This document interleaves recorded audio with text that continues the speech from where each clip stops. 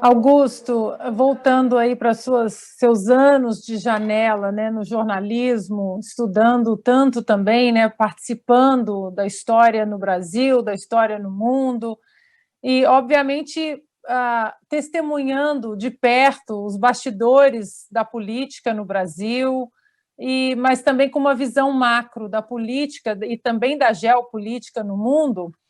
O que você acha que significou a eleição de 2018 no Brasil, dentro de um pragmatismo, né? Não apenas dizer ganhou um candidato que não era esperado, mas dentro de uma visão pragmática e também de uma macro política, digamos assim, o que significou para você a eleição de 2018 no Brasil e o que mudou de 2018 para cá? Eu acho que foi um sinal vermelho, eu diria um vermelho intenso, para todos os políticos ortodoxos, tradicionais, né? Os políticos que disputaram a eleição e tiveram uma votação, o caso do Alckmin, por exemplo, baixíssima. Foi um sinal vermelho para o PT, foi o cansaço com a corrupção, cansaço. Então, se estivesse outro no lugar do Bolsonaro, acho que a reação, defendendo essas posições, contrário à política convencional, né? Ele era um azarão.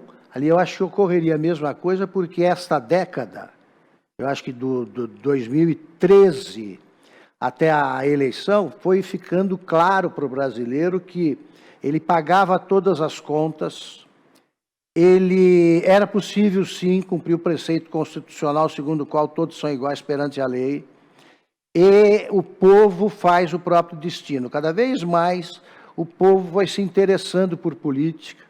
Começaram aquelas manifestações de 2013 que foram extraordinárias e que não tinham uma reivindicação definida, aquele negócio de tarifa, de transporte. Começou com tarifa de ônibus, né? Eles estavam indignados.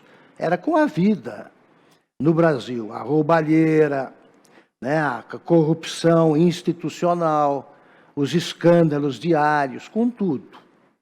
E aí eles fizeram essa mudança que eu acho que teria ido muito mais longe e teria ficado mais consistente se não viesse a pandemia. A economia brasileira, que se recupera com extraordinária facilidade, que ela é forte, ela estava indo muito bem em 2019. Veio a pandemia que virou tudo de cabeça para baixo. E acho que mesmo assim o Brasil se sai bem. Agora, nós temos problemas, que são problemas que têm que ser resolvidos a longo prazo, e o brasileiro tem pressa, né? Tem pressa, ele é aflito. Exemplo, se o Bolsonaro conversa com algum partido, não conversa com o Congresso, ele não tem articulação política, portanto está condenado a sair. Vamos botar um impeachment e resolver essa parada. Se ele conversa, ele cedeu ao Centrão, ele se rendeu ao Centrão. Então, eles não apresentam, os analistas políticos que dizem isso, não apresentam solução. É para conversar ou não é para conversar? Aí você começa a fazer composições. Entra o Supremo dizendo que assim não dá.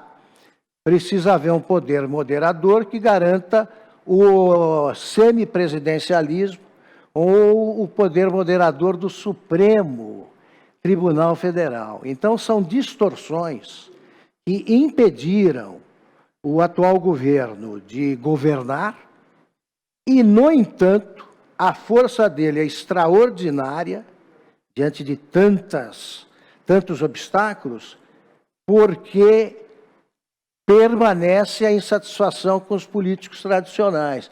Quando vem o presidente do Senado, eu vou ser candidato à presidência, não vai passar de 2%, se tanto. Quando aparece o Alckmin, quero ser vice do Lula, ou o governador de São Paulo, ele vai ver o cansaço com o mais do mesmo. Então, eu acho, Ana, que dessa vez, de novo, nós vamos ter uma eleição em que é muito difícil prever o comportamento popular, mas ele será diferente. Ele será diferente, ele vai mostrar indignação. E eu não acredito em pesquisas por 300 razões, Tá? Uma delas é que o brasileiro mente, né? Que eu conto sempre. E se as pesquisas fossem corretas, as pesquisas sobre comportamento sexual do brasileiro eram de campeão, né? Quantas por semana? 5, 4, tá? Aí você vai conferir. Em casa não é assim. Estão fazendo pesquisas agora há mais de um ano da eleição, um ano, que é um absurdo, e pesquisa de uma empresa que pertence a outra empresa engajada, caso Datafolha, não pode ser confiável. O Ibope resolveu fechar, né? Trocou de nome, de dono, etc. e tal, porque Ibope era uma marca maldita. No entanto, os jornais continuam dando destaque a isso.